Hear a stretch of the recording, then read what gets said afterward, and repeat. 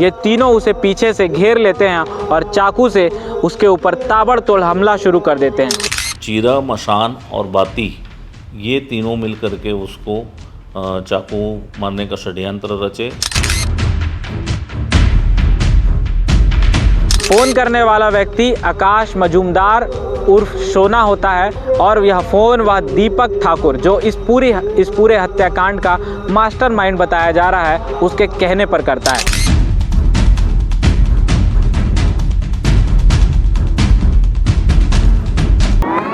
दुर्ग जिले के चिखली में स्थित इंदर ढाबे के पास 28 मार्च की रात तकरीबन 10 बजे एक हत्या की वारदात को अंजाम दिया गया था, जिससे आप भली भांति परिचित भी होंगे। हमने इस पर एक वीडियो भी बनाया था, आपने वह वीडियो देखा भी होगा।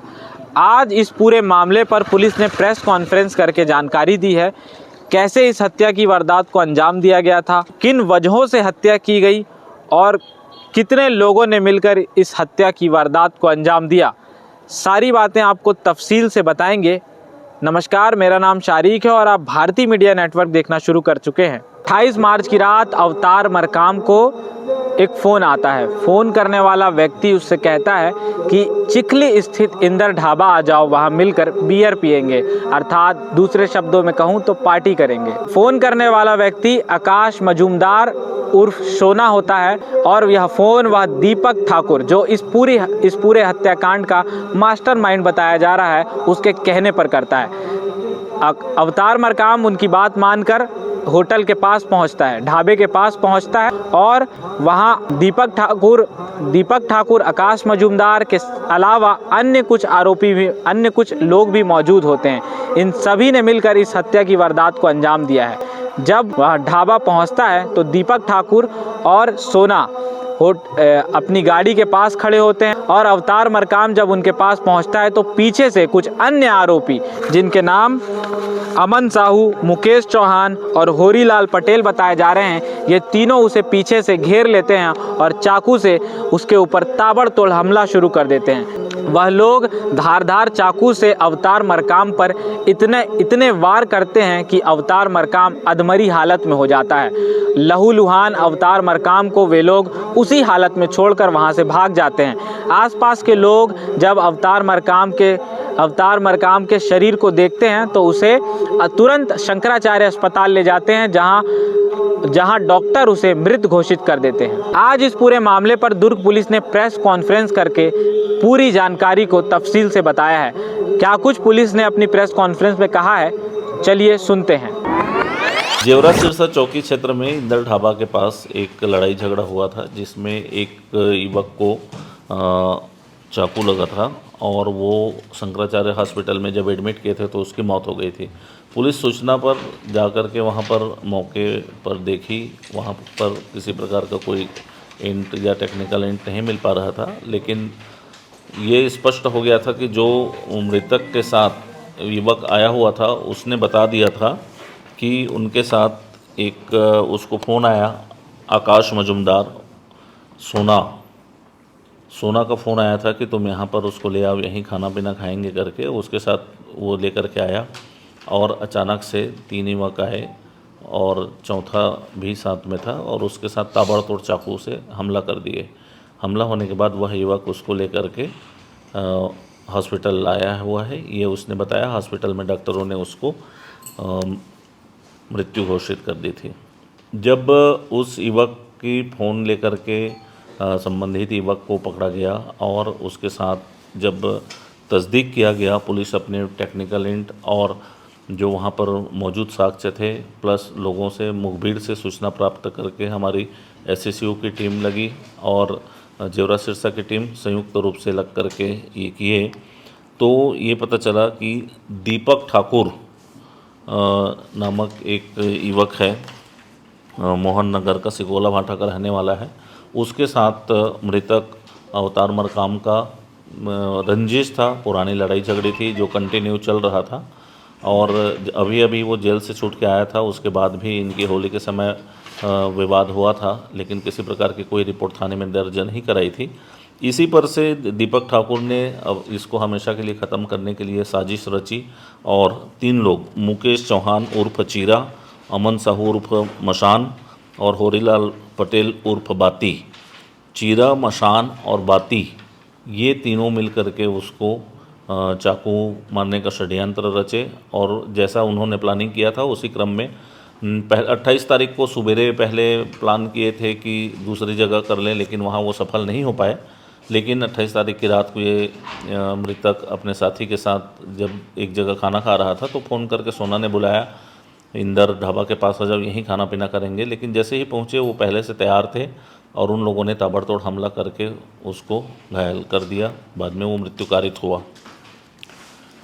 टेक्निकल इंड के आधार पर पहले दिन सोना को हिरासत में लिया गया था, पूछताछ की गई। उसके बाद उसने पूरे घटनाक्रम को बताया कि चीरा, मशान और बाती ये तीनों एक साथ हैं और एक साथ इन लोग पुलिस से भाग रहे हैं। हमारी पूरी टीम एसएसयू की टीम और जेवरा सिरसा की टीम लग करके दुर्ग पुलिस के और अन्य थानेदारों के भी सहयोग लिया जा करके इसमें जब घेराबंदी की गई तो तीनों आरोपियों को पकड़ने में सफलता मिली। अभी एक आरोपी दीपक ठाकुर फरार है जो मुख्य षड्यंत्रकारी है। जल्द ही इसको भी पकड़ लिया जाएगा। आकाश मजुमदार ने उसको जानबूझकर बुलाया था। ये पहले प्लान किए थे। इसमें आकाश मजुमदार को ये पता था कि इन लोग प्लानिंग कर रहे हैं और इसको आज मारने वाले हैं, तो आकाश मजुमदार भी उस षड्यंत्र में शामिल रहा है और पूरी तरह से दीपक ठाकुर के साथ मिल करके उसने घटना को अंजाम दिया है। रंजिश क्या थी उनके बीच में कि हत्या ही करना? ये दीपक ठाकुर है वो भी गुंडा बदमाश है। अवतार मरकाम जो मृतक है वो भी क्षेत्र का गुंडा बदमाश है।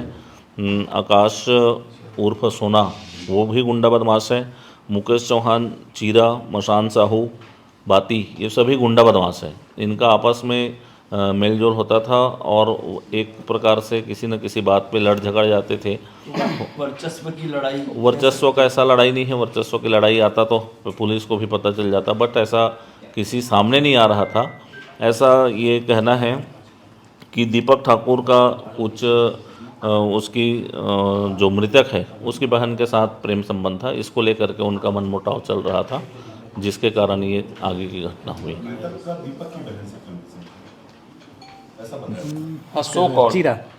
चीरा के साथ था। मुकेश चीरा का अवतार की बहन के साथ संबंध था, जिसको लेकर के उसमें अवतार में नाराज़गी थी और मुकेश चीरा के साथ मारपीट भी हुआ था। पहले होली के दिन मारपीट हुआ था। इसमें दीपक ठाकुर के दोनों पैर को अभी कुछ दिन पहले आप लोगों को याद होगा, एक जिस 307 के केस में उसको पेश किए थे तो ये मारपीट करके उसके पैर को डैमेज किया था। दीपक ठाकुर के पैर, दोनों पैर को इसने जो तोड़ा था, जिसमें 307 का अपराध पंजीबद्ध करके हमने उसको जेल दाखिल किया था, तो इसके कारण इसका रंजिश था। सर कहाँ से पकड़ा गया? इसको गनियारी क्षेत्र से, जेवरा सिरसा के गनियारी क्षेत्र से पकड़ा गया। और अवतार का ये दोनों का सीधा दुश्मनी समझ में आया। और चीरा का भी समझ में आ रहा है कि चीरा को दीपक की बहन से हाँ, ये अमन सोना का क्या रंजिश था उससे? सोना के साथ दीपक ठाकुर की बहुत अच्छी दोस्ती है, तो इन लोगों ने एक ग्रुप बना लिया कि इसको, ये आता है बाहर, जब भी जेल से बाहर आता है तो हमारे साथ मारपीट करता है और ये मारपीट किया भी है। तो मारपीट करता है तो उसको रास्ते से इनके इन प्रकार हटाना है, ये सोच करके इन लोगों ने प्लानिंग करके षड्यंत्र करके उसको रास्ते से हटाया। और कुछ दिन पहले ये दीपक और चीरा ये दोनों की बीवी गांजा के मामले में जेल गए, तो कहीं कोई मुखबिरी वाला संदेह भी तो नहीं था उसके ऊपर में? मुखबिरी का कोई संदेह नहीं है। पूर्व में ये दीपक ठाकुर फरार चल रहा था। जब इसके घर रेड किया गया था तो ये नहीं मिला था पुलिस को, लेकिन इसको इसकी पत्नी को NDPS एक्ट में जेल दाखिल किया गया है। आपने पुलिस की बातें सुन ली। जिन आरोपियों ने मिलकर अवतार मरकाम हत्याकांड की वारदात को अंजाम दिया है, उनके ऊपर पहले से ही कई आपराधिक मामले दर्ज हैं। उनके ऊपर जो मामले दर्ज है उनकी अगर मैं बात करूं तो आकाश मजुमदार के ऊपर 11 प्रकरण मौजूद हैं, जो मारपीट और आर्म्स एक्ट से संबंधित है। मुकेश चौहान के ऊपर भी 11 प्रकरण है। अमन साहू उर्फ मसान जिसके ऊपर 7 प्रकरण मौजूद है। होरीलाल पटेल उर्फ बाती जिसके ऊपर कुल 13 प्रकरण मौजूद हैं। दीपक ठाकुर जो कथित तौर पर अवतार मरकाम हत्याकांड का मुख्य आरोपी है, उसके खिलाफ 15 आपराधिक मामले दर्ज हैं जो